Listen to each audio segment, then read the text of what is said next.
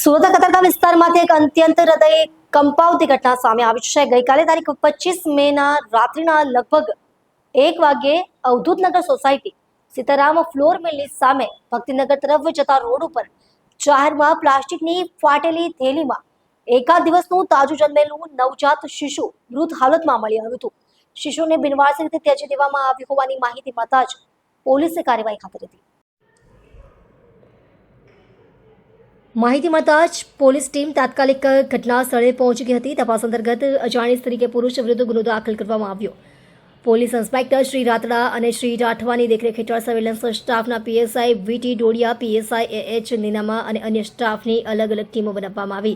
ટીમો દ્વારા વિવિધ હોસ્પિટલો, ઘટના સ્થળ અને આજુબાજુના સીસીટીવી ફૂટેજની ટેકનિકલ એનાલિસિસ કરવામાં આવી। તપાસમાં જણાયું કે નવજાત શિશુવાળી પ્લાસ્ટિકની થેલી કૂતરાઓ અવધૂતનગર સોસાયટીની વાડી પાસેના કચરાના ઢગલામાંથી ખેંચી લાવ્યા હતા।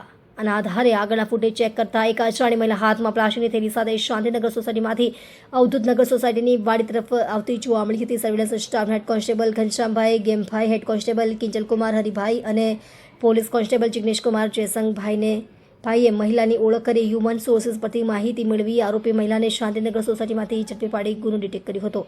પોલીસ પૂછપરછ દરમિયાન મહિલાએ જણાવ્યું હતું કે તેણીને પુખ્ત વયના 2 સંતાનો છે। હાલમાં તેના પતિ દ્વારા ગર્ભ રહી ગયો હતો, પરંતુ સંતાનો મોટા થઈ ગયા હોવાથી અને સમાજમાં બદનામી થવાના ડરથી તેણે આ પગલું ભર્યું હતું। ઘરે કોઈ હાજર ન હતો ત્યારે તેણે અધૂરા માસે જ ઘરે જ બાળકને જન્મ આપી દીધો હતો અને તેને પ્લાસ્ટિકની થેલીમાં નાખી અવધૂતનગર સોસાયટી પાસેના કચરાના ઢગલામાં ફેંકી દીધો હતો। પોલીસે આરોપી મહિલા સામે કાયદેસરની કાર્યવાહી હાથ ધરી છે।